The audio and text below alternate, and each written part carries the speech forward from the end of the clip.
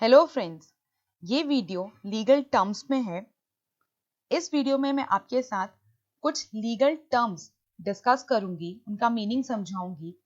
ये टर्म्स आपके लिए बहुत ही हेल्पफुल हैं ताकि आप लीगल लैंग्वेज को समझ पाएं एंड लीगल पैराग्राफ्स को इंटरप्रेट कर पाएं। जो मैं टर्म्स इस वीडियो में आपके साथ डिस्कस करूंगी वो डायरेक्टली आपके एग्जामिनेशन में पूछे जाते हैं, उनका मीनिंग पूछा जाता है एज वेल। जैसे कि क्लैट एग्जामिनेशन जो है उसका जो पैटर्न है उसमें प्रिंसिपल होता है, फैक्ट्स होते हैं एंड ऑप्शंस दिए होते हैं। आपको एक ऑप्शन टिक करना होता है। तो ये प्रिंसिपल समझने के लिए आपको इन टर्म्स को जानना बहुत ही जरूरी है। ये जो टर्म्स हैं ये प्रिंसिपल में बीच बीच में आपको मिलेंगे एंड अगर आप उसका अच्छे से मीनिंग समझना चाहते हैं तो you have to be well aware of these terms. ये जो वीडियो है आपके सारे जितने भी इंडिया में entrance examination, law entrance examination होते हैं उनके लिए बहुत ही महत्वपूर्ण है, बहुत ही हेल्पफुल रहेगा। तो इस वीडियो को आप बार बार देखिए, लर्न कीजिए एंड कोशिश कीजिए कि आपको ये टर्म्स याद हो जाए। सो आइए देखते हैं पहला हमारा टर्म। पहला जो टर्म है वो है अबेटमेंट, ABATE अबेटमेंट। एंड उसके ही साथ मैंने एक और शब्द ले रखा है अबेटमेंट ABET वाला। Okay, so don't confuse between these two words. मैं आपको दोनों वर्ड्स के मीनिंग समझाती हूँ। जो पहला अबेटमेंट है ABA वाला, उसका मीनिंग होता है एंडिंग, सबसाइडिंग, टू रिड्यूस, कम करना, खत्म करना। Okay, abatement is suspension, okay, और interruption of law suit at that particular time. किसी भी लॉ सूट को इंटरप्ट कर देना कुछ वक्त के लिए, ठीक है। एंड वो जब रिन्यू होगा किसी अथॉरिटी की परमिशन के साथ होगा, ठीक है। जैसे मैं आपको एक एग्जांपल समझाती हूँ। अबेटमेंट का जो कॉन्सेप्ट है वो CPC में, सिविल प्रोसीजर कोड में ऑर्डर 22 में दिया हुआ है। होता क्या है वहां पे, एग्जांपल के से समझिए। X एंड Y दो पार्टीज हैं। ये सपोज प्लेंटिफ है X एंड Y जो है वो डिफेंडेंट है, ठीक है। सो अगर इनमें से किसी की डेथ हो जाती है तो उनके लीगल हेयर को यहाँ पे सब्सटीट्यूट होना पड़ता है, ठीक है। तभी वो सूट आगे बढ़ेगा। सब्सटीट्यूट का मतलब कि उनकी प्लेस पे अभी उनके लीगल हेयर आएंगे। लीगल हेयर से क्या मतलब है, यहाँ पे सपोज उनका सन हुआ, उनकी डॉटर हुई, कोई भी आ सकता है। तो अगर सपोज इनकी डेथ के बाद लीगल हेयर इन सब्सटीट्यूट नहीं होते हैं तो सूट अबेट कर दिया जाता है। एक वक्त दिया जाता है कि इस वक्त में लीगल हेयर सब्सटीट्यूट होने चाहिए। अगर नहीं होंगे तो सूट को अबेट कर दिया जाएगा, उसको सस्पेंड कर दिया जाएगा। एंड फर्दर अगर कोर्ट अलाउ करेगी तो कोर्ट के अलाउ करने के बाद वो सूट कंटिन्यू होगा। मतलब कोर्ट अगर ये अलाउ करती है लेटर स्टेज पे कि हाँ अब लीगल हेयर आए हैं, इनको हम अग्री करते हैं, हम अलाउ करते हैं कि इनको सब्सटीट्यूट किया जा सकता है, तो उनके सब्सटीट्यूट होने पे वो केस कंटिन्यू होगा। सो हम समझ गए कि अबेटमेंट का मीनिंग क्या होता है। अबेटमेंट इज सस्पेंशन और interruption of law suit at that particular time. उस पर्टिकुलर टाइम पे सस्पेंड होना लॉ सूट का। नेक्स्ट टर्म देखते हैं अबेटमेंट। अबेटमेंट जो वर्ड है इसका मतलब होता है किसी को उकसाना, ठीक है, कुछ गलत काम करने के लिए। To do something which is illegal, ठीक है, किसी इलीगल एक्ट करने के लिए। ये टर्म आपने आप क्राइम का जब आप वीडियो देखेंगे वहां पे आप अच्छे से समझेंगे बिकॉज इट्स अ कॉन्सेप्ट, पूरा का पूरा कॉन्सेप्ट है अबेटमेंट का इन IPC, इंडियन पीनल कोड में ये कॉन्सेप्ट है। तो एक व्यक्ति अगर दूसरे व्यक्ति को कुछ गलत काम करने के लिए अबेट करता है, मतलब उकसाता है, इंस्टिगेट करता है, तो उसे बोला जाता है अबेटमेंट। नेक्स्ट जो शब्द है वो है अबाइड। अबाइड का मतलब होता है टू एक्ट इन अकॉर्डेंस या टू फॉलो करना। ये जो एग्जाम्पल मैंने यहाँ लिया है लॉ अबाइडिंग सिटीजन, ये आपने कई बार सुना होगा। लॉ अबाइडिंग सिटीजन का मतलब एक व्यक्ति जो लॉ के अकॉर्डिंग चलता है, लॉ के अगेंस्ट कोई काम नहीं करता है, उसे बोलते हैं लॉ अबाइडिंग सिटीजन। ओके, जजेस abide by rule of evidence और evidence act for taking evidences in any court proceeding. देखिए अगर किसी भी कोर्ट प्रोसीडिंग में जज को एविडेंसेस लेने हैं तो वो एविडेंस एक्ट के तहत या उसके अकॉर्डिंग ही लेगा। एविडेंस एक्ट एक एक्ट है जो कि अब जब आप लॉ स्कूल में जाएंगे उसे पढ़ेंगे, जो कि ये बताता है कि कैसे एविडेंसेस लिए जा सकते हैं, कौन सा एविडेंस रेलेवेंट माना जाएगा, कौन सा एविडेंस रेलेवेंट नहीं माना जाएगा। तो जज अबाइड करेगा रूल ऑफ एविडेंस को एविडेंसेस लेने के लिए, मतलब जज फॉलो करेगा, वो उसके अगेंस्ट जाके एविडेंसेस नहीं ले सकता। नेक्स्ट टर्म है एब्सकॉन्डर। ये क्लैट 2009 एग्जामिनेशन में पूछा गया था। एब्सकॉन्डर जो है उसका मीनिंग होता है भगौड़ा, ठीक है। A person who goes underground और evade the jurisdiction of the court is known as. सवाल था कि जो भी व्यक्ति लीगल प्रोसीडिंग से बचने के लिए अपने आप को छुपा लेता है, अंडरग्राउंड चला जाता है, तो उसे क्या बोलते हैं। ऑप्शन थे ऑफेंडर, दूसरा ऑप्शन था अंडरग्राउंड, तीसरा था एब्सटेंटी एंड जो करेक्ट आंसर था वो एब्सकॉन्डर, क्योंकि एब्सकॉन्डर वर्ड का मीनिंग होता है to depart in a sudden and secret manner, specially to avoid capture and legal prosecution. Legal prosecution से बचने के लिए जो भी व्यक्ति भागता है या छुपता है सीक्रेटली, उसे बोला जाता है वो एब्सकॉन्ड कर गया या वो एब्सकॉन्डर है। नेक्स्ट टर्म है अकम्प्लिश, ये भी क्लैट 2009 का ही सवाल है। सवाल देखते हैं पहले। A participant in commission of crime is popularly known as. जो भी व्यक्ति क्राइम कमिट करने पे किसी की हेल्प करता है या उसमें पार्टिसिपेट करता है तो उसे क्या कहा जाता है, उसे कहते हैं अकम्प्लिश। आपको एक इंग्लिश का टर्म पता होगा, अकम्पनी करना, राइट, अकम्पनी करना। सो उसी से बना हुआ है ये शब्द अकम्प्लिश। इसका मीनिंग क्या होता है, a person who is associated with another person in commission of an offence. किसी भी ऑफेंस को करने में एक व्यक्ति जो दूसरे व्यक्ति की सहायता करता है उसे बोला जाता है अकम्प्लिश। एक्विटल, एक्विटल का मतलब होता है छोड़ देना, बरी कर देना। The process order of the court setting one free from suspicion और गिल्ट ऑफ एन ऑफेंस। किसी को फ्री कर देना सस्पिशन से, जो भी उस पे आरोप लगाए जा रहे थे, माना जा रहा था कि ये व्यक्ति हो सकता है कि इसने क्राइम कमिट किया हो, उसको उससे फ्री कर देना, या गिल्ट ऑफ एन ऑफेंस से बरी कर देना। फ्री कर देने का मतलब होता है एक्विट कर देना, छोड़ देना। एब्सॉल्व, ये इसका सिनोनिम है टू सेट फ्री और एब्सॉल्व। एब्सॉल्व का मतलब छोड़ देना। The case resulted in acquittal of the defendant. Case चला, ट्रायल हुई एंड पाया गया कि जो डिफेंडेंट है उसने कोई क्राइम नहीं किया है, उसने कोई ऑफेंस नहीं किया है, इसलिए उसको छोड़ दिया गया, कोर्ट ने उसे एक्विट कर दिया। इसका हम अगर एंटोनिम देखेंगे तो एक्विटल का एंटोनिम होता है कन्विक्शन, ठीक है। ट्रायल जब चलती है, एविडेंसेस लिए जाते हैं, तो या तो ट्रायल चलने के बाद कोर्ट ये कंक्लूड करती है कि जो व्यक्ति है उसने क्राइम किया है, अगर ये कंक्लूड करती है तो उसे कन्विक्ट कर देती है, राइट, या फिर ये कंक्लूड करती है कि उस व्यक्ति ने क्राइम नहीं किया है तो उसे एक्विट कर देती है, मतलब छोड़ देती है। नेक्स्ट शब्द है एडहॉक। एडहॉक का मतलब होता है किसी पर्टिकुलर पर्पस के लिए किसी व्यक्ति की नियुक्ति करना, उसको अपॉइंट करना, ठीक है। It signifies a solution design for a specific problem और टास्क एंड नॉट इंटेंडेड, कोई इंटेंशन नहीं है, to be able to be adopted to other purposes. Okay, ये इंटेंशन नहीं है कि इस व्यक्ति को परमानेंट रखा जाएगा, ये भी इंटेंशन नहीं है कि इसको किसी और काम के लिए रखा जाएगा। जब किसी व्यक्ति को किसी पर्टिकुलर काम के लिए, पर्टिकुलर पीरियड के लिए रखा जाता है, एंड जब नॉट फॉर परमानेंट पीरियड रखा जाता है, परमानेंट नहीं होता है, तो उसे बोला जाता है एडहॉक पे रखना। जैसे कि टर्म है एडहॉक जजेस या एडहॉक टीचर्स। अगर टीचर्स की कमी है और किसी पर्टिकुलर पर्पस के लिए टीचर्स की जरूरत है, तो किसी टीचर्स की नियुक्ति हो रही है जो कि परमानेंट नहीं है, पर्टिकुलर पर्पस के लिए हो रही है, तो उसे बोला जाएगा कि वो अपॉइंट हुआ है एडहॉक बेसिस पे। नेक्स्ट शब्द है एडजर्न। एडजर्न का मतलब होता है ब्रेक ऑफ।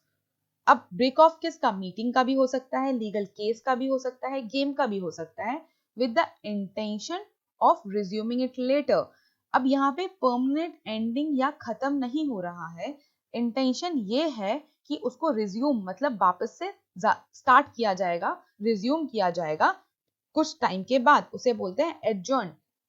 आपने एक शब्द सुना होगा एडजर्नमेंट। कोर्ट में एडजर्नमेंट मिलती है, मतलब कुछ वक्त मिलता है, कोई एक डेट फिक्स होती है और उस वक्त तक के लिए उस केस को स्टॉप कर दिया जाता है एंड देन उसको रिज्यूम कर लिया जाता है। To defer the hearing of the case to another date in a court, मतलब कोर्ट में दूसरी डेट पे केस का लग जाना और उस केस तक उस डेट तक उस केस का रुकना, उसे बोलते हैं adjournment. The meeting was adjourned until 13th of March 2018. 13 मार्च 2018 तक के लिए मीटिंग को अर्जन किया गया, मतलब इस डेट पे मीटिंग फिर से रिज्यूम होगी, वापस से होगी मीटिंग। नेक्स्ट जो टर्म है वो है अडल्ट्री। अडल्ट्री का अगर हम इंग्लिश डिक्शनरी मीनिंग देखें तो उसका होता है मिलावट, ठीक है, मिक्स करना। So voluntarily sexual intercourse between a married person and a person other than the offender spouse. Okay, एक मैरिड व्यक्ति अपनी स्पाउस को छोड़ के अगर किसी और के साथ सेक्सुअल संबंध बनाता है या इंटरकोर्स करता है तो उसे बोलते हैं adultery. It is extramarital sex that is considered objectionable on social, religious, moral and legal grounds. वैसे जो adultery है it is an offense under Indian Penal Code, ठीक है। तो जब आप क्राइम का वीडियो देखेंगे तो वहां पे आप समझेंगे कि एक्चुअल में adultery एज अ क्राइम क्या होता है। नेक्स्ट टर्म है एफिडेविट। एफिडेविट का मतलब होता है एक कोई रिटन स्टेटमेंट जो कि ओथ पे लिया गया हो, which is sworn to and signed by a person making it। जो व्यक्ति उसे बना रहा है वो उस पे साइन करेगा और ये कहेगा कि जो भी उस रिटन स्टेटमेंट में लिखा हुआ है वो मेरे नॉलेज में सही है, उसे बोलते हैं एफिडेविट। ओके, एंड एफिडेविट हमेशा ओथ पे बनते हैं, राइट। सो जब भी हम कोई प्लेंट केस में प्लेंट लेके जाते हैं, प्लेंट के साथ प्लेंट में क्या होता है, प्लेंट में कंटेंशन होते हैं। सपोज एक्स है, इसकी जो प्रॉपर्टी है वो वाई ने उस पे कब्जा कर रखा है एंड एक्स उसके लिए कोर्ट ऑफ लॉ में केस लेके जाता है।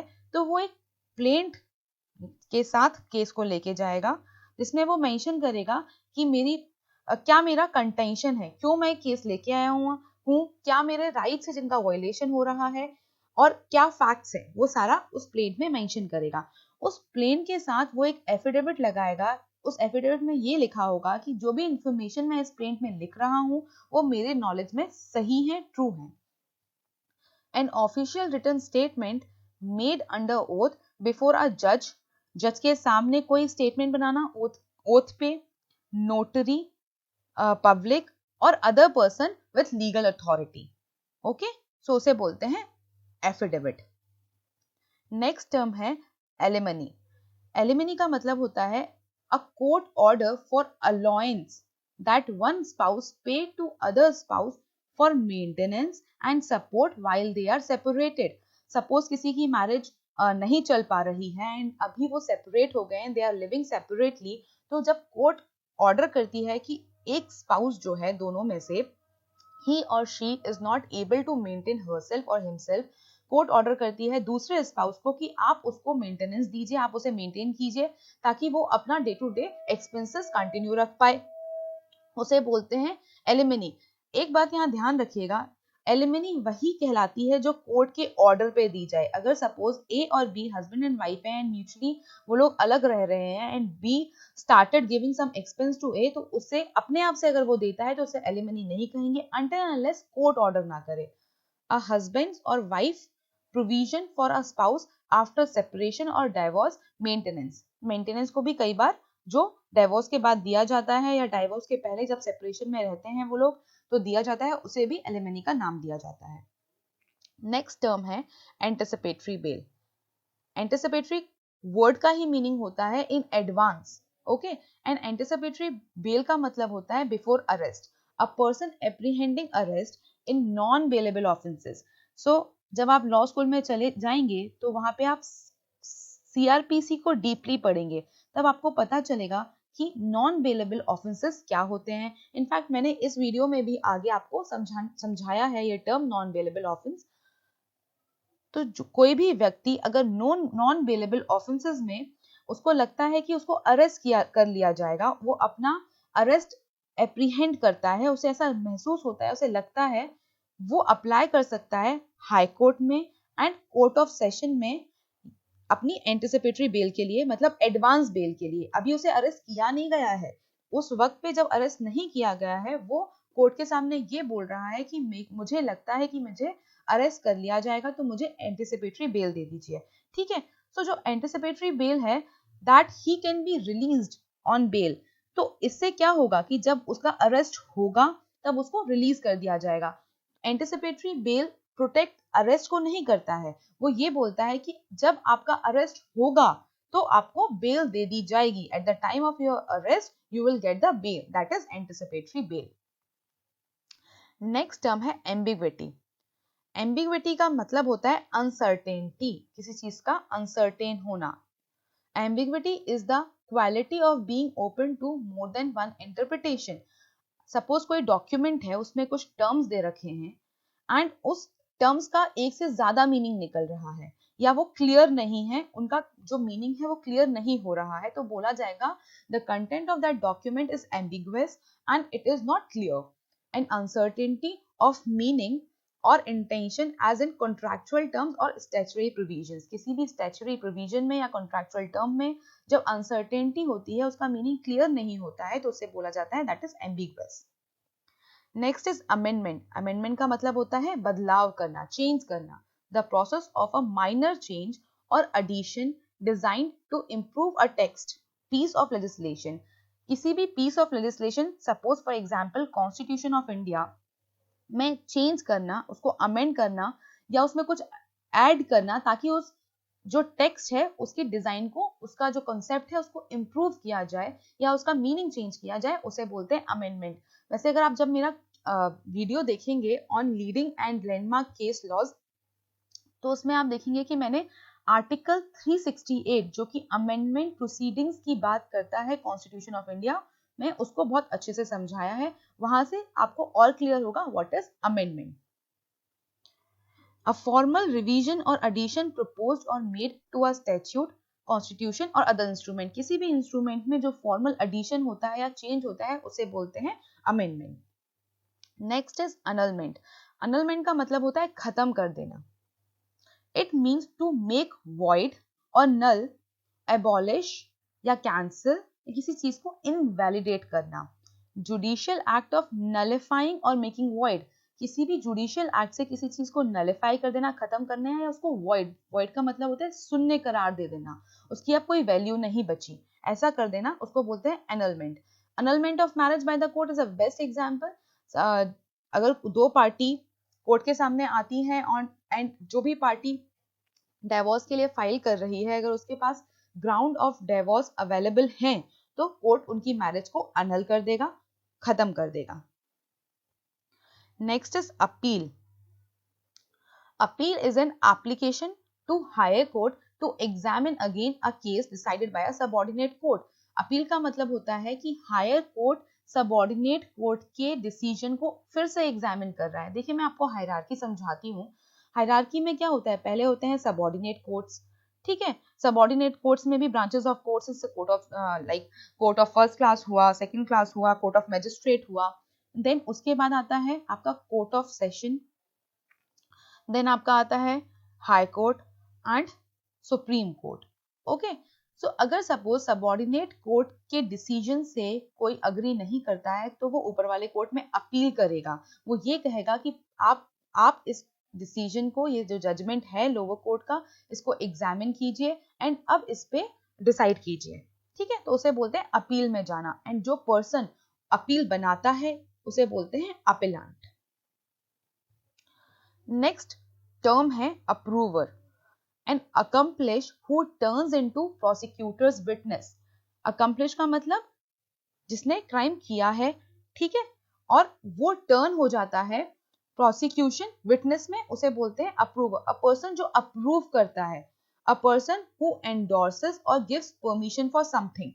जो भी व्यक्ति किसी काम को करने की परमिशन देता है उसे बोलते हैं accomplish.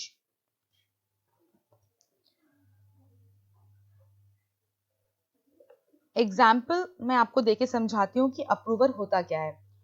Suppose x and Y इन दोनों ने मिलके एक क्राइम किया, ठीक है, और यहाँ पे एक्स जो है वो प्रोसिक्यूशन को, मतलब जो गवर्नमेंट का लॉयर है, राइट, या जो जिस अगेंस्ट, जो पार्टी अगेंस्ट है, सपोज अगेंस्ट में है स्टेट ऑफ मध्य प्रदेश, तो उसको हेल्प करता है ताकि रियल सीन पता चल सके, और एक्स वाई के अगेंस्ट एविडेंसेस देता है। इन दोनों ने मिलकर क्राइम किया था, एक्स वाई के अगेंस्ट एविडेंसेस देता है और वो हेल्प करता है प्रोसिक्यूशन को ताकि ये पता चल सके कि क्या रियल सीन था, क्या स्टोरी थी और क्या एक्चुअल में क्या ऑफेंस हुआ, किसने ऑफेंस किया, तो उसे बोलते हैं अप्रूवर, अप्रूव कर देना। नेक्स्ट टर्म है अटेम्प्ट, एक्ट और an instance of making an effort to accomplish something. देखिए अटेम्प्ट से आपको समझ ही आ रहा होगा शब्द से कि अभी जो आप काम करने जा रहे थे वो कंप्लीट नहीं हुआ है, ठीक है। अगर वो कंप्लीट हो जाए तो उसे अटेम्प्ट नहीं कहेंगे। अटेम्प्ट का मतलब सिर्फ आपने उसे अभी करने की कोशिश की है, टू एक्ट ऑफ ट्राइंग, आपने ट्राई किया है टू डू समथिंग। इसका बेस्ट एग्जांपल ये है कि आप किसी भी एग्जामिनेशन में अपीयर हो रहे हैं, अगर आप उसे क्लियर नहीं करते हैं तो आप क्या बोलते हैं कि मैंने एग्जाम अटेम्प्ट किया था but I have not cleared it, I tried but वो क्लियर नहीं हुआ। नेक्स्ट टर्म है बेल। बेल का मतलब होता है temporary release, okay, of an accused person awaiting trial. जो भी व्यक्ति अपनी ट्रायल के लिए वेट कर रहा है उसका टेम्परेरी रिलीज हो जाना बेल पे। Sometimes on condition that sum of money is lost to guarantee their appearance in the court. देखिए जब बेल पे व्यक्ति को छोड़ा जाता है तो किसी किसी वक्त उससे कुछ सिक्योरिटी ले ली जाती है, कुछ बॉन्ड भरवाए जाते हैं, पैसा लिया जाता है, इसलिए कि ताकि जब भी उसे कोर्ट में बुलाया जाए वो आए। सो उसे बोलते हैं बॉन्ड या सम ऑफ मनी जो कि दिया जाता है बेल के time. So bail is a temporary release, ठीक है, वो परमानेंट रिलीज नहीं है। अभी जो व्यक्ति है वो अब्सॉल्व नहीं हुआ है, एक्विटल नहीं हुआ है उसका लायबिलिटी से, जस्ट क्योंकि जो उसने ऑफेंस किया था वो बेलेबल ऑफेंस की कैटेगरी में आता है इसलिए उसे बेल दी दी जाती है। या नॉन बेलेबल ऑफेंस के केसेस में भी अगर वो जस्टिफाई कर पाए कोर्ट को और जो टर्म्स एंड कंडीशन सीआरपीसी में प्रोवाइडेड है बेल दे दी जाती है, but that is not the permanent release. Example देखिए, he has been released on bail, वो व्यक्ति बेल पे छोड़ दिया गया। अब नेक्स्ट है bailable offence and non bailable offence. Bailable offence वो ऑफेंसेस होते हैं जिसमें ग्रांट ऑफ बेल जो होती है वो मैटर ऑफ राइट होता है व्यक्ति का। जिस भी व्यक्ति को अरेस्ट किया गया it is his matter of right कि उसे बेल मिले ही। It may be either given by police officer who is having the custody of accuse और बाय द कोर्ट, या जो पुलिस ऑफिसर ने अरेस्ट किया है वो उसे बेल दे देगा या जो उसकी बेल है वो कोर्ट से होगी, but it is his matter of right in bailable offences. In non-bailable offenses, the offense in which the grant of bail is not a matter of right. In case a person is accused of non-bailable offenses, it is matter of discretion. अब ये discretion किसके विवेक पे छोड़ दिया गया? Court के discretion पे या कोर्ट के विवेक पे छोड़ दिया गया कि वो चाहे तो उसे बेल दे या चाहे तो उसे रिफ्यूज कर दे बेल देने से। वो नॉन बेलेबल ऑफेंसेस होते हैं। बेली कौन होता है? A person or party to whom goods are delivered for a purpose such as custody or repair without transfer of ownership. Example, A ने B को अपनी वॉच दी रिपेयर करने के लिए। B जो है उसकी शॉप है और वो वॉचेस रिपेयर करता है, तो ये माना जाएगा कि A जो है उसने अपनी जो वॉच है वो बेल पे दी है, वो दी है, and the person B is the bailey and the person A is the bailor. जिसने अपनी वॉच दी है सुधारने के लिए वो बेलर कहलाएगा, जिसको दी है वो बेली कहलाएगा। Next term is bigamy, the offence of marrying someone while already married to another person. एक व्यक्ति ए है, चाहे वो मेल है या वो फीमेल है, अगर वो अपने शादी में होते हुए भी, मतलब उसकी जो फर्स्ट मैरिज है वो सबसिस्ट करती है, first marriage null and void नहीं हुई है और वो किसी और व्यक्ति से शादी करता है, तो उसे बोला जाएगा कि उसने ऑफेंस किया बाइगेमी का। बाइगेमी एक ऑफेंस आईपीसी में दिया हुआ है। जब आप लॉ ऑफ क्राइम का वीडियो देखेंगे तो आप इसको अच्छे से समझेंगे कि बाइगेमी होता क्या है। Bigamy is the act of entering into a marriage with one person while still legally married to another. मतलब बाइगेमी का एलिमेंट यह है कि उस व्यक्ति को पहले से मैरिड होना जरूरी है। एक शादीशुदा व्यक्ति जब किसी और के साथ शादी करता है तो उसे बोलते हैं कि उसने ऑफेंस कमिट किया बाइगेमी का। Blasphemy, blasphemy is the act of insulting और शोइंग कंटेम्प्ट। किसी को इंसल्ट करना, कंटेम्प्ट शो करना किसी डेटी को, डेटी मतलब किसी मूर्ति को या किसी रिलीजियस या होली पर्सन को जो गुरु होते हैं उनको, और सेक्रेट जो जिस भी चीज को पवित्र माना गया है, या एक तबका, एक ग्रुप ऑफ पीपल उसे रिलीजियस मानते हैं, फॉलो करते हैं, और towards something considered sacred. Suppose for example एक पेड़ है जिसकी बहुत लोग पूजा करते हैं, करोड़ों में लोग वहां आते हैं, उस पेड़ की पूजा करते हैं, और ऐसी मान्यता है कि उस पेड़ में भगवान आते हैं। एंड कोई भी उसको इंसल्ट शो करता है, कंटेम्प्ट करता है, तो उसे बोला जाएगा कि उसने ऑफेंस किया ब्लेस्फेमी का। He was detained on the charge of blasphemy. Carte blanche, देखिए जब आप ये वीडियो देख रहे हैं तो इसके बाद आप एक वीडियो देखेंगे लीगल मैक्सिम्स का। मैक्सिम्स होते हैं कुछ शब्द या कुछ फ्रेजेस जो कि दूसरी भाषा में हैं, जैसे कि लैटिन में हो सकते हैं, वो फ्रेंच में हो सकते हैं, ठीक है। सो इनका मीनिंग होता है, एंड आप लीगल मैक्सिम्स के वीडियो में सिर्फ ऐसे ही शब्द पाएंगे, बट लीगल टर्म के वीडियो में भी हमने पास्ट ईयर में आए हुए ऐसे कुछ शब्द लिए हुए हैं, जैसे कि कार्टे ब्लांच, ठीक है। ये डिफरेंट लैंग्वेज में, it is not English, it is in different language, and इसका मीनिंग होता है complete discretion. And you have to by heart mug up these words because you are not here to learn whole language, you cannot learn the foreign language right now। तो ऐसे कुछ popular words हैं जो कि legal के हैं, आपको maximum मिल जाएंगे, आपको यहाँ पे मिल जाएंगे, आप उनको रटने की कोशिश कीजिए, आप उनको याद करने की कोशिश कीजिए। कार्टे ब्लांच का मतलब होता है कंप्लीट डिस्क्रीशन। ये ईयर 2012 में पूछा गया था सवाल। नेक्स्ट शब्द है कॉग्निजेंस। कॉग्निजेंस का मतलब होता है application of judicial mind, judicial mind का अप्लाई होना या करना। The power, authority and ability of judge to determine a particular legal matter, a judge's decision to take note of a deal with a cause। जब भी जो जज है वो अपना लीगल माइंड, अपना जुडिशियल माइंड अप्लाई करता है और डिटरमाइन करता है केस को, तो उसे बोलते हैं कि उस जज ने उस केस का कॉग्निजेंस ले लिया, उसने अब उस पर अपना लीगल माइंड अप्लाई कर लिया। नेक्स्ट वर्ड है कन्फिस्केट। इसका मतलब होता है जब्त कर लेना, सीज कर लेना किसी की प्रॉपर्टी, उसकी बिना अथॉरिटी के, राइट। और उसकी विद अथॉरिटी, मतलब जो भी व्यक्ति उसे सीज कर रहा है उसके पास ये अथॉरिटी होनी चाहिए कि वो उसे सीज कर पाए। जैसे कि ऑफिसर्स जिनके पास राइट होता है, अगर सपोज किसी की अटैचमेंट होनी है प्रॉपर्टी की, मूवेबल इमूवेबल प्रॉपर्टी की, तो उनके ऑफिसर्स अपॉइंट होते हैं कि you can go and attach that property या सीज दैट प्रॉपर्टी, उसे बोलते हैं कन्फिस्केट। सपोज फॉर एग्जांपल कहीं पे पॉइजनस लिकर पाई जाती है, तो जो वहां का पुलिस ऑफिसर है, उस थाने को का जो हेड है, वो उस पॉइजनस लिकर को सीज करेगा, जब्त करेगा। The guard confiscated his mobile phone. Suppose एक व्यक्ति जहां वहां उस प्लेस पे मोबाइल फोन का यूज कर रहा है, उसे फोटो खींच रहा है जहां पे वो अलाउड नहीं है, तो गार्ड उसे कन्फिस्केट करेगा, जब्त कर लेगा। कॉन्जुगल राइट, ये शब्द का मीनिंग डायरेक्टली 2 बार 2009 एंड 2010 कॉन्जिक्यूटिवली पूछा गया था। A husband and wife have a right to each other's company, that right is called.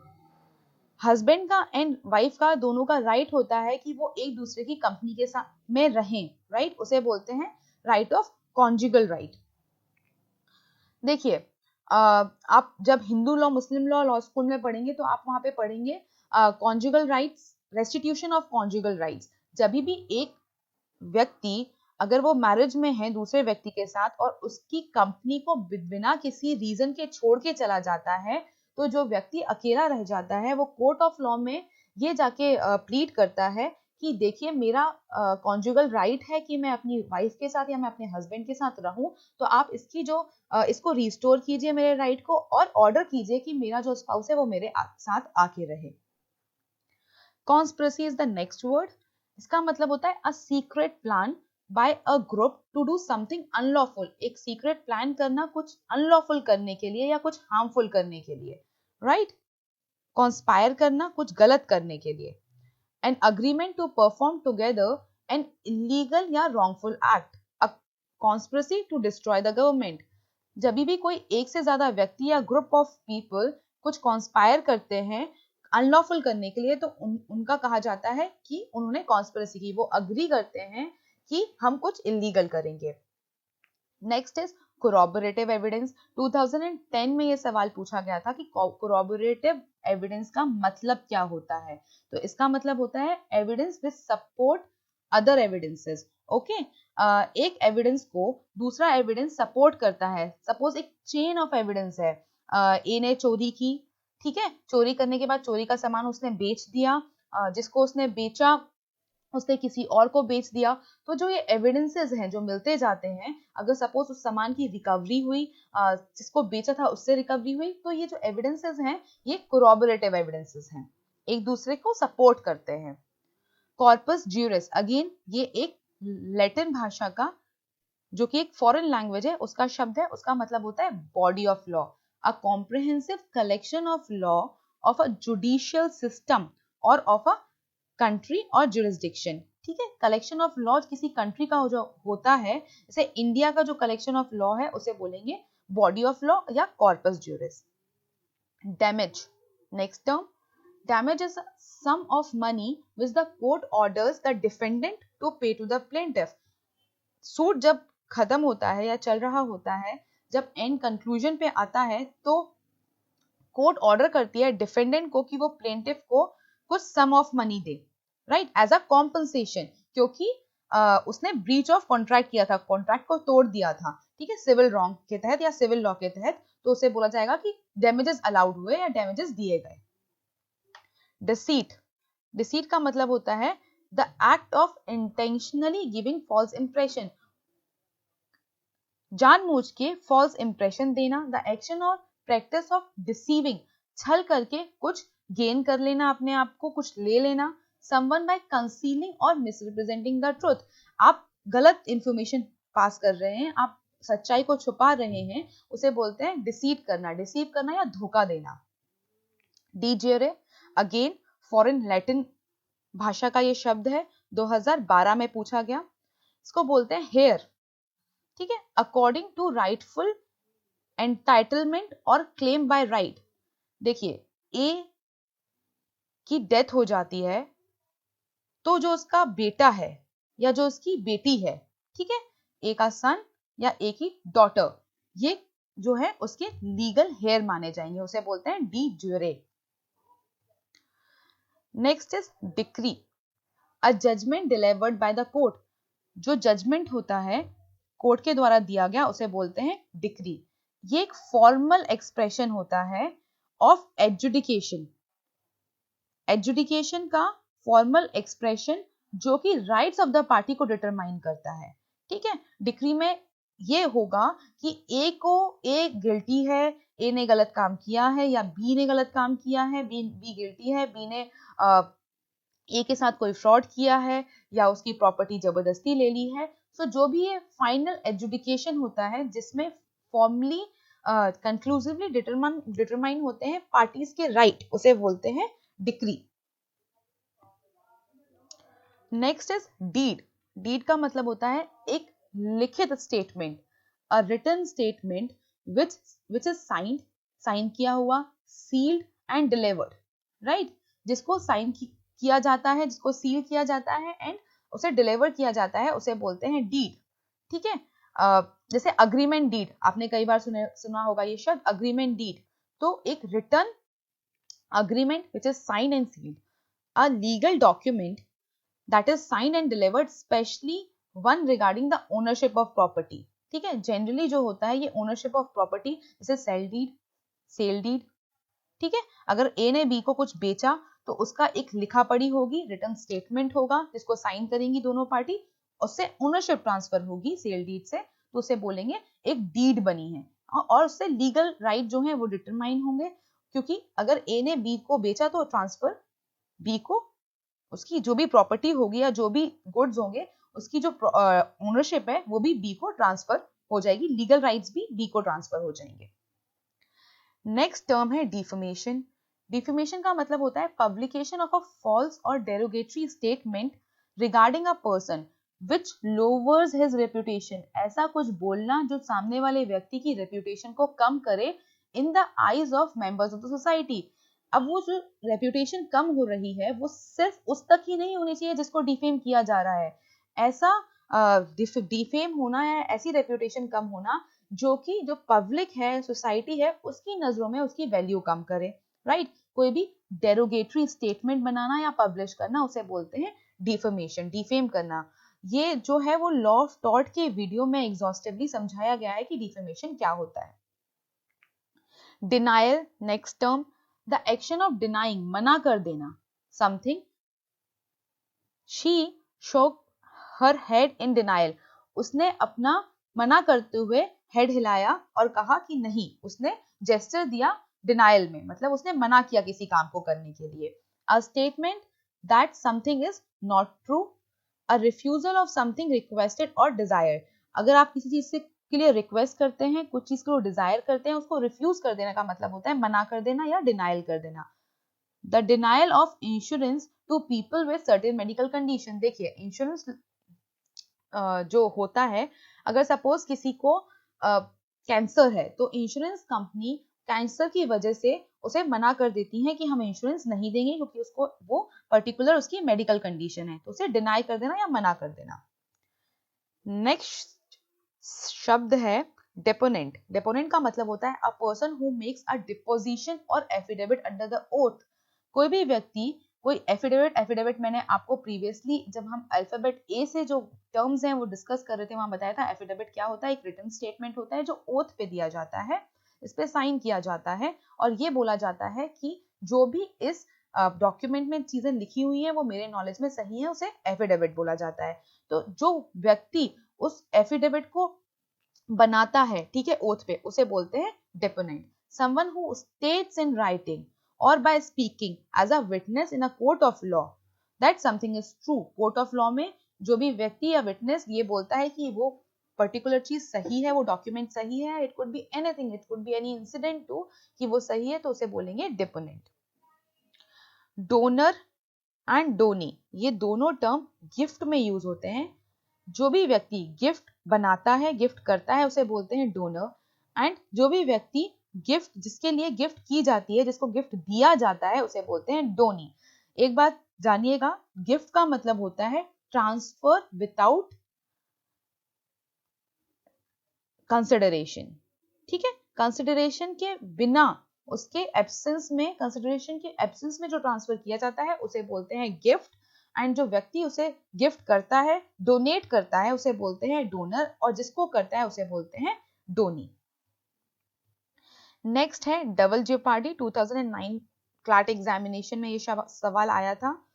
The prosecution और punishment of a person twice for the same offence, किसी भी व्यक्ति को सेम ऑफेंस के लिए 2 बार प्रोसिक्यूट करना या पनिश करना, उसे बोलते हैं डबल जेपार्डी।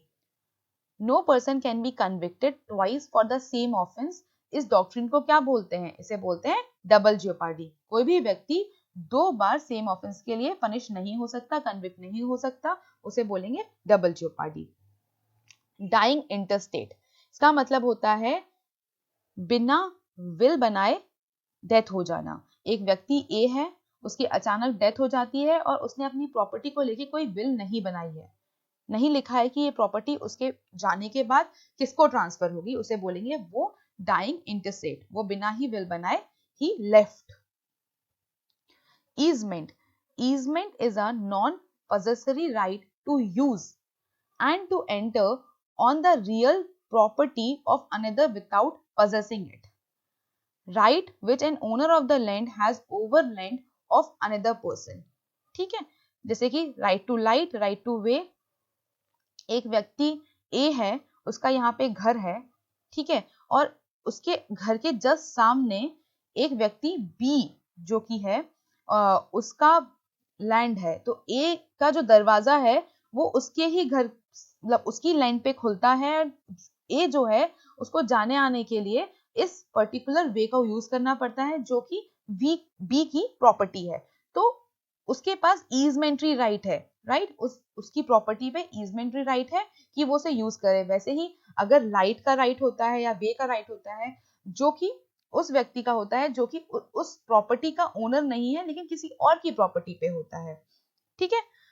वो उस प्रॉपर्टी को पजेस नहीं करता। मेरे एग्जाम्पल में ए जो है वो इस रोड को या इस गली को जिससे वो जाता आता है, जो कि बी की प्रॉपर्टी है, उसको पजेस नहीं करता, बट उसे यूज कर सकता है। That is easementary right. Next है embezzlement. It is a crime, but embezzlement term IPC में यूज नहीं हुआ है, इंडियन पीनल कोड में यूज नहीं हुआ है, यूके के लॉ में यूज हुआ है। हमारे यहाँ पे मिस एप्रोप्रिएशन, इसको ऑलमोस्ट ये मिस एप्रोप्रिएशन के जैसे होता है। थेफ्ट और misappropriation of funds placed in one's trust और बिलोंगिंग टू वंस एम्प्लॉयर और principal.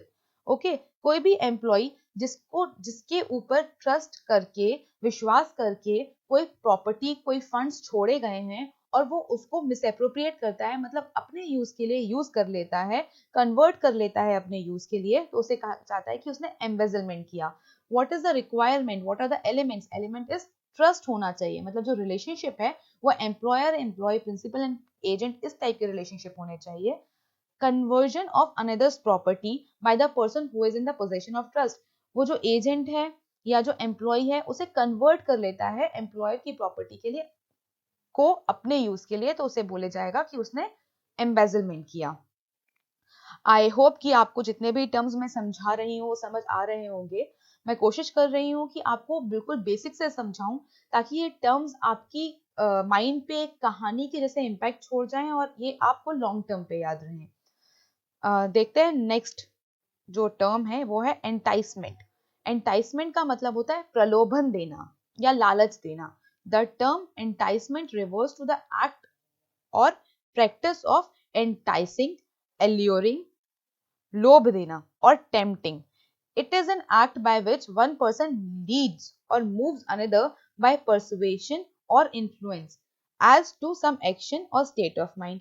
Entice means to wrongfully solicit, persuade, procure, allure, attract, coax or seduce, or to lure, induce, attempt, incite or persuade a person to do a thing. आप किसी को बहला फुसला के, लालच दे के कहीं ले जाते हैं, उसको प्रलोभन देते हैं किसी अग्रीमेंट में एंटर करने का, उसे बोलते हैं एंटाइसमेंट। नेक्स्ट शब्द एस्टॉपल।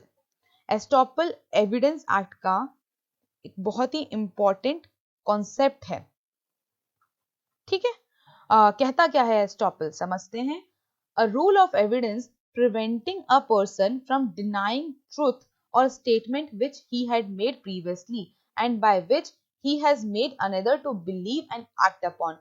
Suppose A है, वो जो एक मंदिर की ट्रस्ट है, एक टेम्पल की ट्रस्ट है, वहां पे एक मीटिंग हो रही थी, वहां पे जाके बोलता है कि मैं मंदिर को 10 लाख रुपए का दान करूंगा।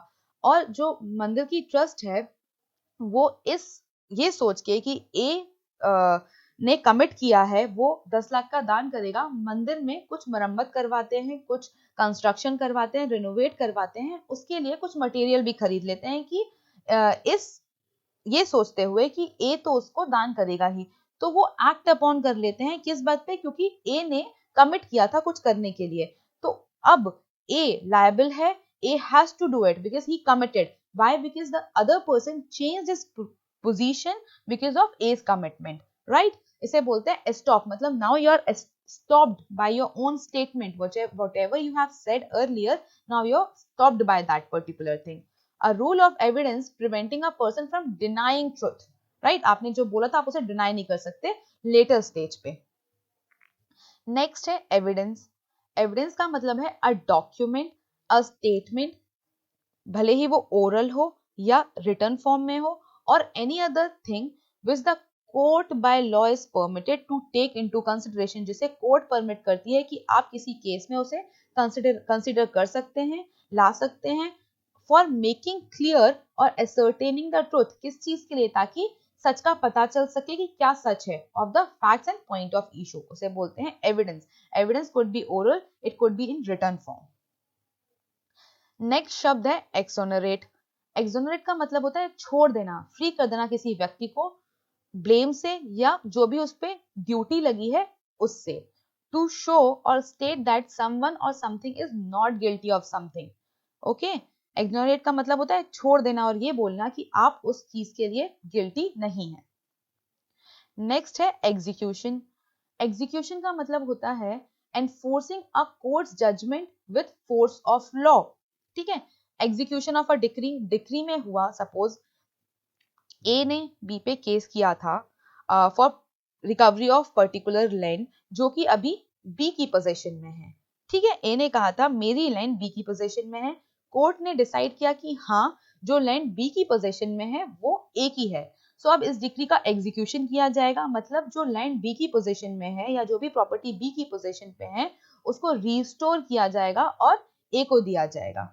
ठीक है, तो execution of decree, it could be to vacate the land or to return back certain amount of money. Okay, इस नेक्स्ट में हम देख सकते हैं, ये भी एग्जांपल हो सकता है कि ए ने बी को कुछ पैसे दिए थे, right, and B is not giving it back, तो एग्जीक्यूशन हो सकता है, कोर्ट ऑर्डर करेगी कि बी को वो पैसे ए को रिटर्न करना है, उसे बोलते हैं एग्जीक्यूट करना, एनफोर्स करना कोर्ट के जजमेंट को by force of law. X Partey 2010 CLAT examination में ये सवाल पूछा गया था, एक्स पार्टे डिसीजन का क्या मीनिंग होता है, ये पूछा गया था। इसका मतलब होता है without hearing the opponent, a Latin phrase meaning from one party. X Partey is a legal term that most often refers to instance where a judge makes a decision without all parties to being present. Okay, देखिए एक term है या legal phrase बोल सकते हैं Audi ऑल्ट्रम partum. इसका मतलब होता है कि कोर्ट जो भी चीज डिसाइड करती है वो दोनों पार्टी को सुन के, दोनों पार्टी को हियर करके ही करती है, लेकिन किसी किसी केसेस में अगर दूसरी पार्टी अवेलेबल नहीं है, वो कोर्ट ऑफ लॉ में नहीं प्रेजेंट करती है, तो कोर्ट एक पार्टी को सुनते हुए भी डिसीजन पास कर देती है। यहाँ पे एक्स का मतलब है वन, ठीक है, एक्स पार्टी का मतलब है पार्टी। सो जब भी एक पार्टी को सुनते हुए डिसीजन होता है उसे बोलते हैं ex parte decision without hearing the opponent. Next शब्द एक्सट्रेडिशन, 2015 क्लैट एग्जामिनेशन में पूछा गया था। To make someone return for trial to another country और state where they have been accused of doing something. अगर सपोज एक व्यक्ति इंडिया में क्राइम करता है और बाहर चला जाता है क्राइम करने के बाद, जैसे कि विजय माल्या ने क्या किया, you all are knowing that उस पे एक्सट्रेडिशन का केस भी चल रहा है। he defaulted loans in India and then he went abroad. So उसके लिए एक्सट्रेडिशन ट्राई किया जा रहा है कि उसको वापस बुलाया जा रहा है ट्रायल के लिए इंडिया में, क्योंकि उसने डिफॉल्ट इंडिया में किया था, क्राइम इंडिया में किया था, and now he went somewhere else. So इसे बोलते हैं extradition, to make someone return for trial to another country. Next दो शब्द हैं, एक है फेमिसाइड, एक है फेटिसाइड। फेमिसाइड क्या होता है? फेमिसाइड और फेमिनिसाइड is a sex-based hate crime term broadly defined as the intentional killing of females. औरतों को, लेडीज को, फीमेल्स को जानबूझ के मारना, ठीक है, जानबूझ के मारना, इंटेंशनल, उनको इंटेंशनल किलिंग करना, women और girls because they are females, मतलब उनसे क्योंकि वो औरत है उनको मार देना, सेक्स बेस्ड क्राइम होता है ये। तो definitions very depending on the cultural context, ये डेफिनेशन वेरी करती है, बट जनरल मीनिंग जो फेमिसाइड का है वो है लेडीज को मारना, इस ग्राउंड पे मारना कि वो लेडीज हैं। किसी को अगर हेट्रेड है लेडीज से तो वो मारेगा, उसे बोलेंगे इंटेंशनल किलिंग ऑफ फीमेल, उसे बोलते हैं फेमिसाइड। फेटिसाइड क्या होता है? An act of instance of killing foetus. Foetus का मतलब होता है जो बच्चा है जो अभी लेडी के वूम के अंदर है, he has not taken place और he has not taken birth yet, and वो पेट के अंदर है लेडी के, उसको मार देना by assaulting the mother। कैसे मारना? कि मदर है उसको असॉल्ट करना, उसको प्रताड़ित करना ताकि वो बच्चा मर जाए, उसे बोलेंगे foeticide. Next is fiduciary relationship. Fiduciary relationship का मतलब होता है रिलेशनशिप बेस्ड ऑन ट्रस्ट, जो विश्वास पे बना हुआ रिलेशनशिप है या गुड फेथ में बना हुआ रिलेशनशिप। सो ये सवाल आया था, fiduciary relationship means a relationship based on trust. Okay, a relationship in which one party places special trust, confidence and reliance, विश्वास करना, in and is influenced by another who has fiduciary duty to act for the benefit of the party, called also confidential relationship या fiduciary relationship. See, doctor and patient के बीच में जो relationship होता है वो फिड्यूशियरी रिलेशनशिप होता है। प्रिंसिपल इन एजेंट के बीच में या एडवोकेट और उसके क्लाइंट के जो बीच में होता है वो सारे रिलेशनशिप जो होते हैं वो फिड्यूशियरी रिलेशनशिप होते हैं, क्योंकि वो रिलेशनशिप ट्रस्ट पे बेस्ड होते हैं। Next term is frivolous, lacking a legal basis और लीगल राइट। किसी भी चीज में अगर कोई लीगल बेसिस नहीं है, कोई लीगल राइट नहीं है, वो फालतू है, बेकार है, उसे बोलेंगे फ्रिवलस एक्ट है। Not having any serious purpose और वैल्यू, उसका कोई सीरियस पर्पस नहीं है, कोई सीरियस वैल्यू नहीं है। नेक्स्ट है फ्रस्ट्रेशन। फ्रस्ट्रेशन का मतलब होता है प्रिवेंशन और hindering of the attainment of a goal such as contractual performance. देखिए मैं एग्जांपल देके समझाती हूँ। सपोज ए और बी के बीच में कॉन्ट्रैक्ट हुआ था, ए की बेटे की शादी थी और उसने बी का मैरिज हॉल बुक किया था, लेकिन उस एरिया में जहाँ पे मैरिज हॉल था, अर्थक्वेक आने की वजह से जो मैरिज हॉल है वो टूट जाता है, वो डिस्ट्रॉय हो जाता है, तो वो फ्रस्ट्रेट हो गया, right. Now the particular subject matter is not there, तो जो कॉन्ट्रैक्ट है वो फ्रस्ट्रेट हो गया। Contract can not be enforced anymore. Why? Because the subject matter is no more. Now there is an absence of subject matter. So prevention या hindering of attainment of goal, goal क्या था कि उसकी शादी, ए के बेटी की शादी उस हॉल में हो, but because of frustration of contract अब वो नहीं हो सकता। जेनोसाइड, जेनोसाइड का मतलब होता है mass killing of group of people belonging to the particular race, किसी पर्टिकुलर रेस या किसी पर्टिकुलर रिलीजन या एथनिक ग्रुप के लोगों को ग्रुप में मार देना, उसे बोलते हैं जेनोसाइड। ग्रेटिट्यूस, ग्रेटिट्यूस का मतलब होता है विदाउट वैल्यूएबल और लीगल कंसिडरेशन, ठीक है, गिवन और डन ऑफ फ्री, बिना किसी कंसिडरेशन के, बिना किसी पैसे लिए दिए करना, फ्री में करना, उसे बोलते हैं gratuitous. Next is harbour. Harbour का मतलब होता है act of affording lodging, shelter और refuge safe place to a person that is a criminal illegal. Harbour का मतलब होता है किसी क्रिमिनल के लिए सेफ प्लेस प्रोवाइड करना, ठीक है, किसी रिफ्यूजी के लिए सेफ प्लेस, शेल्टर प्रोवाइड करना, ठीक है। हीनस, हीनस का मतलब होता है shockingly atrocious, extremely wicked, deeply criminal, crime which blow to the collective conscience of the society. ऐसा कोई क्राइम जो कि कलेक्टिव कंसाइंस को हिला के रख दे, जैसे कि इसका एक बहुत ही बेहतरीन एग्जाम्पल है निर्भया केस। ये इतना बार्बरिक एक्ट था कि इसने इतना सोशल शॉकिंगली एट्रोशियस था कि इसने पूरे सोशल कंसाइंस को हिला के रख दिया कि how one can do such heinous crime, how one can do such crime which is so extreme, right? That is heinous. Next is homicide. Homicide का मतलब होता है killing of human being by a human being. एक human being जब दूसरे व्यक्ति को मारता है, उसको मर्डर करता है, उसे बोलते हैं होमिसाइड। एक शब्द होता है कल्पेबल होमिसाइड, ठीक है। ये आप जब क्राइम का वीडियो देखेंगे तो उसमें समझेंगे व्हाट इज कल्पेबल होमिसाइड। वहां के लिए आप समझ लीजिए होमिसाइड क्या होता है, जब एक ह्यूमन बीइंग दूसरे ह्यूमन बीइंग को मारता है, किल करता है। Next is illegality, an act that is not authorised by law. कोई भी एक्ट जो लॉ ऑथराइज नहीं करता है, अगेंस्ट द लॉ होता है, वो होता है illegal act. The state of not being legally authorised, ऐसा स्टेट जहां पे जो लीगली ऑथराइज नहीं है, इलीगल है, ठीक है। जैसे सपोज एक केस लॉ, जो आप केस वाला वीडियो देखेंगे लीडिंग केस पे, तो उसमें आप एक जजमेंट देखेंगे, के बालू का जजमेंट है, रीसेंट 2017 का ही जजमेंट है, जिसमें कोर्ट ने ये कहा कि कोई भी व्यक्ति 500 मीटर के दायरे में फ्रॉम हाईवे लिकर नहीं बेच सकता, दारू नहीं बेच सकता, ठीक है। And if somebody do it, अगर वो बेचता है तो वो एक इलीगल एक्ट होगा जो कि ऑथराइज्ड बाय लॉ नहीं है। Next is illegitimacy, the state और condition of child born outside a lawful marriage, ठीक है। अगर कोई भी बच्चा पैदा होता है लीगल मैरिज के बाहर, मतलब उसका जो पेरेंट्स हैं वो लीगली वेडेड नहीं है, तो वो बोला जाएगा कि वो इलेजिटिमेट चाइल्ड है। Next is infanticide. 2009 CLAT examination में ये सवाल पूछा गया था, the crime of killing a child within a year of birth, एक साल उसके पैदा होने के भीतर अंदर मार दिया जाए उसे, तो बोलते हैं infanticide. The killing of new born child by a parents is called, जब कोई भी पेरेंट्स अपने न्यूबॉर्न चाइल्ड को मार देते हैं तो उसे बोलते हैं infanticide. Next is interlocutory order. इनको हम इंटरिम ऑर्डर के नाम से भी जानते हैं। इनका मतलब होता है जो बीच में, like these are not the final orders, case चल रहा है उसके बीच में अगर कोई ऑर्डर्स दिए गए हैं तो उन्हें बोलते हैं इंटरलोकेटरी ऑर्डर्स।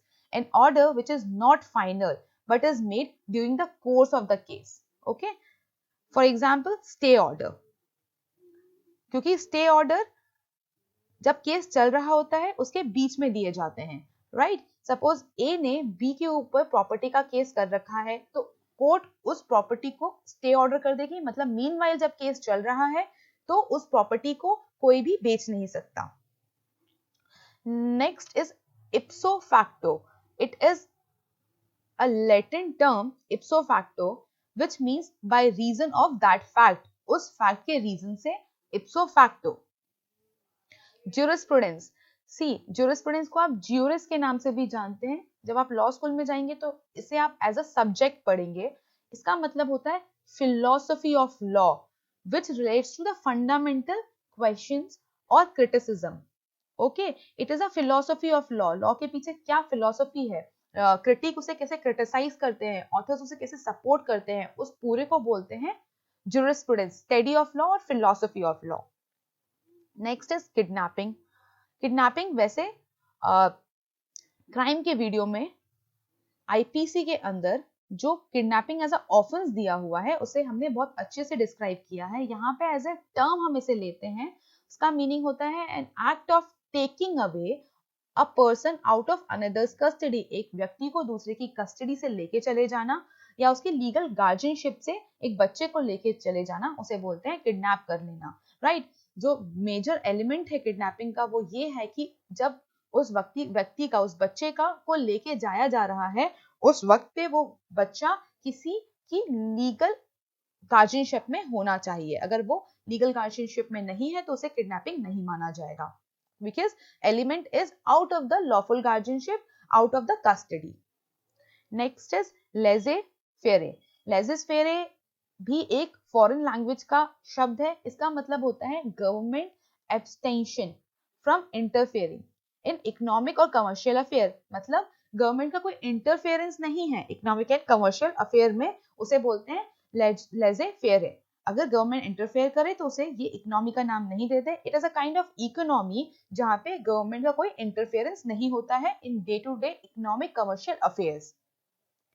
लेटेंट का मतलब होता है कंसील्ड, कुछ चीज छुपी हुई। एक और वर्ड हम पढ़ते हैं पेटेंट, वो होता है अपेरेंट, जो चीज छुपी हुई ना हो। एक तो हो गया लेटेंट जो कि कंसील्ड छुपा हुआ, इसका ही ऑपोजिट होता है पेटेंट जो कि अपेरेंट, मतलब जो कि बाहर से देखा जा सकता है और जो छुपा हुआ ना हो। Liability, legal responsibility for one's action together with obligation to compensate the damage. ठीक है, लायबिलिटी इज लीगल रिस्पॉन्सिबिलिटी, किसी के एक्शन की टू कॉम्पनसेट द डैमेजेस को कॉम्पनसेट करने की जो लायबिलिटी होती है, जो लीगल रिस्पॉन्सिबिलिटी होती है, उसे बोलते हैं लायबिलिटी। नेक्स्ट टू टर्म्स हैं, एक है लिबेल, एक है slander. The act of making false statement against a person which lowers the reputation, ये मैंने आपको डिफेमेशन में भी बताया था। कोई सा भी ऐसा एक्ट बनाना, फॉल्स स्टेटमेंट बनाना जो दूसरे व्यक्ति की रेप्यूटेशन को कम करे, लोअर करे in the I of the society, उसे बोलेंगे डिफेमेशन। ठीक है, if such statement is made in writing, वही जो स्टेटमेंट है, जो डिफेमेशन डिफेमेटरी स्टेटमेंट है, वो राइटिंग में, प्रिंट फॉर्म में या परमानेंट फॉर्म में बनाया जाता है तो उसे बोलते हैं लिबेल, जब वो राइटिंग में होता है। और वही स्टेटमेंट जब ओरली या वर्बली फॉर्म में बनाया जाता है तो उसे बोलते हैं स्लैंडर। लियन, लियन का मतलब होता है right by which a person in possession of property of another holds it and retains it against the other in satisfaction of a demand due to the party retaining it. ठीक है, right जिससे दूसरा व्यक्ति possess करता है property किसी और व्यक्ति की, किसी दूसरे व्यक्ति की, ठीक है, retains it against the other in satisfaction of demand की एग्जाम्पल से ए ने बी को वॉच रिपेयर करने दी एंड ए हैज टू पे रिपेयरिंग चार्जेस। तो जब तक ए बी को रिपेयरिंग चार्जेस नहीं देता है, बी वॉच पे लियन क्रिएट करता है, ठीक है, रिपेयरिंग चार्जेस का, कि वो उस पे लियन क्रिएट करता है, वो अपनी पोजीशन में रखता है तब तक जब तक कि उसे चार्जेस नहीं मिलते हैं। लिक्विडेटेड, लिक्विडेटेड का मतलब होता है फिक्स्ड और असर्टेन्ड, ओके, जो चीज ऑलरेडी से फिक्स कर रखी है। The damage mentioned in case of breach of contract is liquidated. देखिए, एक होते हैं लिक्विडेटेड डैमेजेस, एक होते हैं अनलिक्विडेटेड डैमेजेस, ठीक है। जो कॉन्ट्रैक्ट है, लॉ ऑफ कॉन्ट्रैक्ट है, उसमें लिक्विडेटेड डैमेजेस होते हैं, मतलब जो भी आपने कॉन्ट्रैक्ट बनाया, जो भी उस कॉन्ट्रैक्ट में लिखा कि eight the time of breach the party who will do the breach, उसे उतना पैसा देना पड़ेगा जो कॉन्ट्रैक्ट में मेंशन है। तो वहां पे जो पैसा है वो असर्टेन्ड है, फिक्स है, डैमेजेस फिक्स्ड है, तो उसे बोलेंगे liquidated damages. But in case of tort, tort के केस में जो डैमेजेस होते हैं वो फिक्स्ड नहीं होते हैं, असर्टेन्ड नहीं होते हैं, दे आर अनअसर्टेन्ड, ठीक है, तो उन्हें बोलते हैं अनलिक्विडेटेड डैमेजेस। लिटिगेंट 2009 में पूछा गया, अ पर्सन इन्वॉल्व इन, जो भी व्यक्ति इन्वॉल्व होता है लॉसूट में उसे बोलते हैं लिटिगेंट।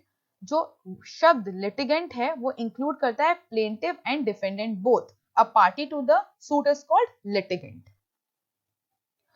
ये एब्रिविएशन है, एलएलबी का फुल फॉर्म क्या होता है और एलएलएम का फुल फॉर्म क्या होता है। एलएलबी का मतलब होता है bachelors of law, LLM is masters of law, this is legum baccalaureus, this is legum magister. Lynch, lynch का मतलब है to hang a person by mob, भीड़ के द्वारा किसी व्यक्ति को हैंग कर देना, विदाउट लीगल अथॉरिटी, जो हैंग कर रहा है, जो भीड़ है उसके पास कोई लीगल अथॉरिटी नहीं है, वो भीड़ के द्वारा किसी आउटरेज में आके, गुस्से में आके हैंग कर दिया जा रहा है, उसे बोलते हैं lynching. Unauthorized killing of human being by a mob, ठीक है, मॉब के द्वारा अनऑथराइज्ड किसी को मार देना। ये लिंचिंग शब्द आप न्यूज़पेपर में बार बार पढ़ते होंगे।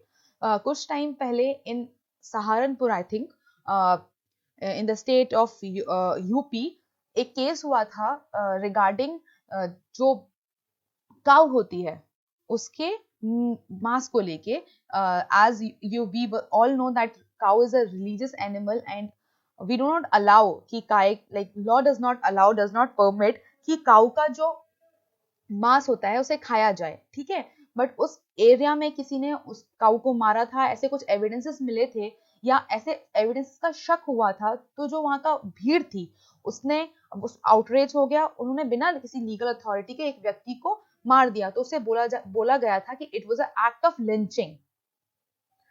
मेलाइस, मेलाइस का मतलब होता है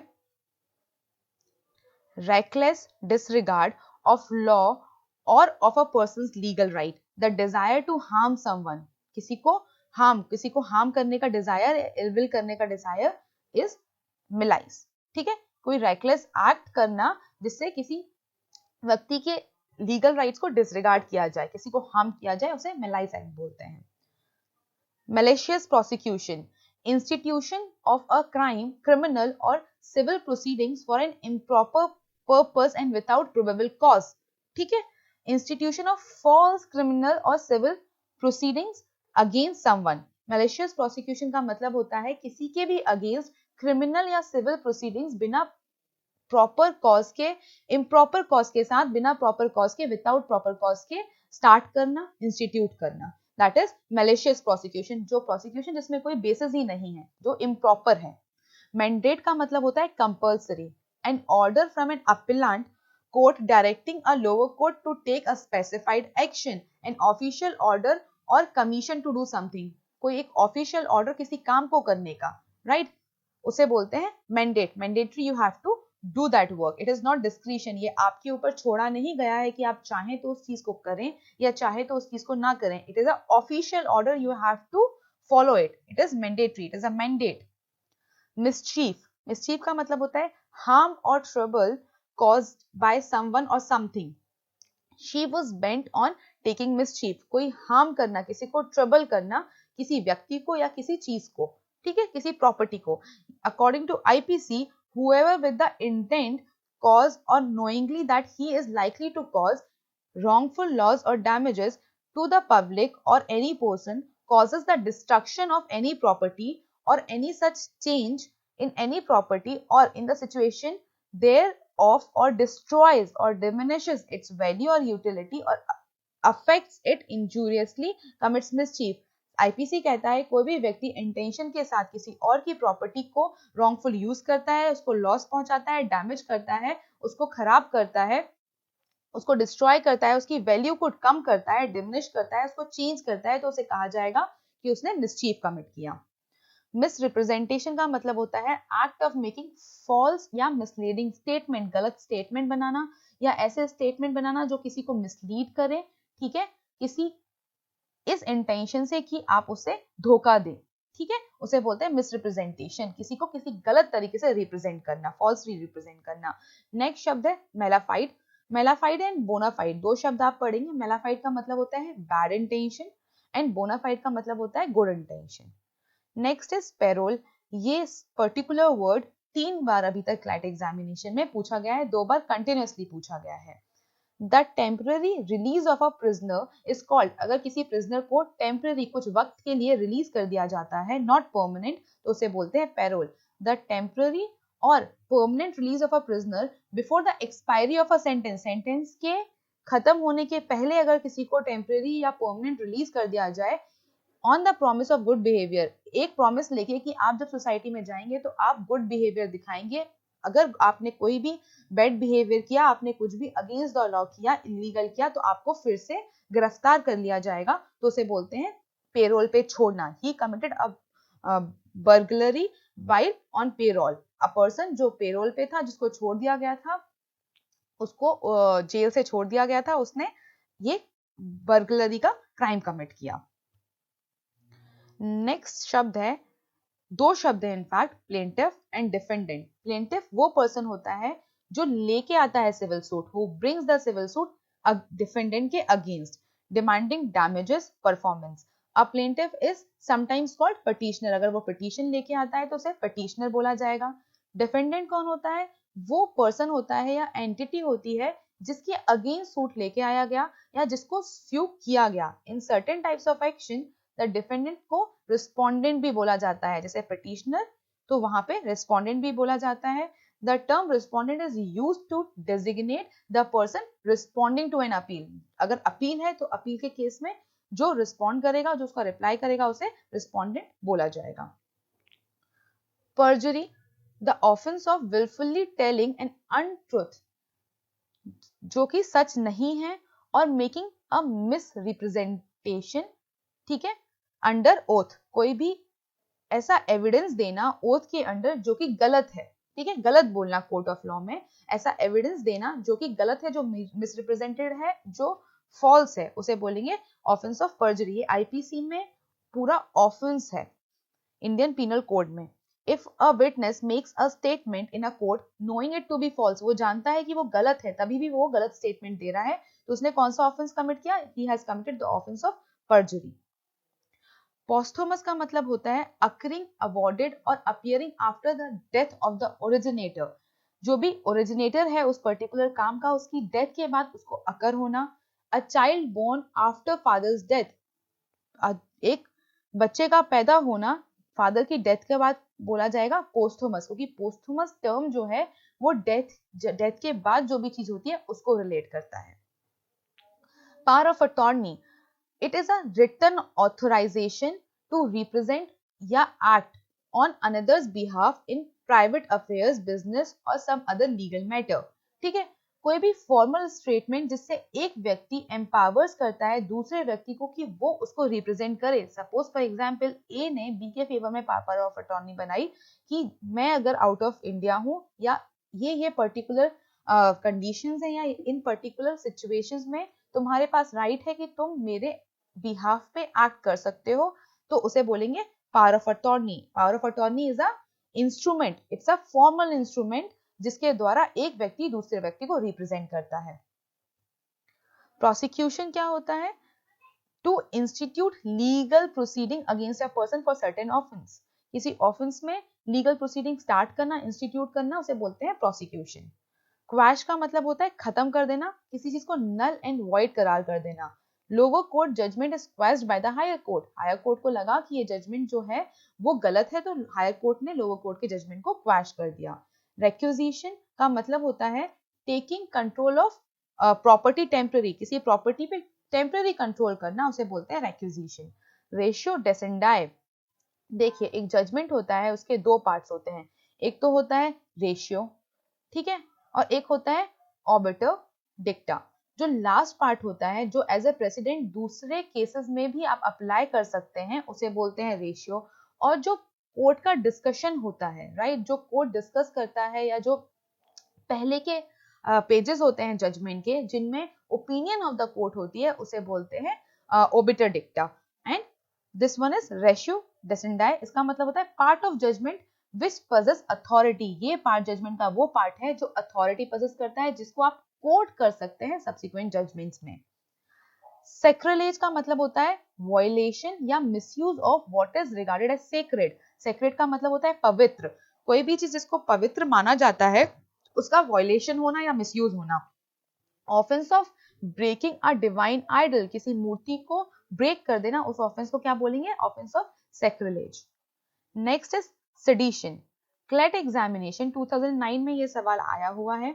the offence of inciting disaffection, hatred और contempt against a government, government के विरुद्ध, गवर्नमेंट के अगेंस्ट लोगों के दिमाग में कोई हेट्रेड पैदा करना, कंटेम्प्ट पैदा करना, डिसअफेक्शन पैदा करना, उसे बोलते हैं सेडेशन। कंडक्ट और speech inciting people to rebel against authority of a state or a monarch, लोगों को उकसाना कि वो अथॉरिटी ऑफ द स्टेट या गवर्नमेंट या मोनार्क के अगेंस्ट कुछ गलत करें, कुछ गलत सोचें, उसे बोलते हैं sedition. Next is trespass. Trespass का मतलब होता है the act of unlawfully entering into another's property. अगर कोई भी व्यक्ति दूसरे व्यक्ति की प्रॉपर्टी में अनलॉफुली चला जाता है, उसके पास राइट नहीं है वहां जाने का, तो माना जाएगा कि उसने ऑफेंस किया ट्रेसपास का। Next is void. वॉइड का मतलब होता है नो लीगल अफेक्ट, जिस चीज का कोई लीगल अफेक्ट नहीं है। नेवर हैविंग टेकन प्लेस और लीगली इनएप्लीकेबल, जो चीज कभी हुई ही नहीं थी या जो हुई है बट वो लीगली एप्लीकेशन नहीं है उसका। एग्जाम्पल है अग्रीमेंट विद माइनर। अगर माइनर के साथ कोई व्यक्ति अग्रीमेंट में एंटर करता है, सपोज बी माइनर है, 18 साल से छोटा व्यक्ति है, तो उस अग्रीमेंट को बोला जाएगा वो अग्रीमेंट वॉइड है, उसकी कोई लीगल सैंक्टिटी नहीं है। वॉइडेबल। वॉइडेबल का मतलब होता है capable of being set aside at the option of other party. एक सपोज अग्रीमेंट में, कॉन्ट्रैक्ट में दो पार्टी हैं, ये ए है, वो बी के साथ एंटर करता है कॉन्ट्रैक्ट में on the basis of undue influence, उसको अनड्यू इन्फ्लुएंस करके, कुछ मिसरिप्रेजेंट करके, ठीक है, तो उस केस में माना जाएगा कि ये जो कॉन्ट्रैक्ट है ये बी के पार्ट पे वॉइडेबल है। मतलब ए ने बिकॉज अनड्यू इन्फ्लुएंस किया था, इसलिए बी चाहे तो इसे रेप्यूडिएट कर दे, मतलब खत्म कर दे, ठीक है, रेप्यूडिएट कर दे या खत्म कर दे, या चाहे तो उसे कंटिन्यू रखे, तो it is a voidable on the part of B, ठीक है, capable of being set aside at the option of other party. यहाँ पे वो पार्टी कौन सी है? बी है वो। वाइसे वर्सा का मतलब होता है the other way round. Lexicon. Lexicon का मतलब होता है डिक्शनरी, और एक शब्द होता है लॉ लेक्सिकन, इसका मतलब होता है लीगल डिक्शनरी, ठीक है। तो आप याद रखिएगा लेक्सिकन शब्द जो कि लैटिन भाषा का शब्द है, उसका इंग्लिश में मीनिंग होता है डिक्शनरी। लास्ट शब्द है जो सीरीज का है वो है वक्फ एंड मुताबली। 2010 क्लैट एग्जामिनेशन में ये पूछा गया था। द मैनेजर ऑफ वक्फ, वक्फ क्या होती है? मुस्लिम लॉ बोर्ड, ठीक है, जो मस्जिद होती हैं उनमें जो बोर्ड्स बना दी जाती हैं पर्सनल लॉ को एनफोर्स कराने के लिए, उसको बोलते हैं वक्फ, ठीक है, और जो उसका मैनेजर होता है उसे बोलते हैं मुताबली। Thank you and all the best for your examination. Thank you for watching this video. Watch this video as many as time as you can, and try to mug up the words, try to use the words so that आपकी legal vocabulary जो है वो improve हो, वो enhance हो। वैसे मैं आपको बता देती हूँ इसमें काफी सारे शब्द हैं जो कि आपको क्लैट एग्जामिनेशन के लिए जो बुक्स आती हैं उनमें भी नहीं मिलेंगे, तो आप इन शब्दों को अच्छे से पढ़िए। ये आपको श्योर, आई एम 100% श्योर, ये आपको बहुत हेल्प करेंगे आपका एग्जाम पास करने के लिए। Thank you.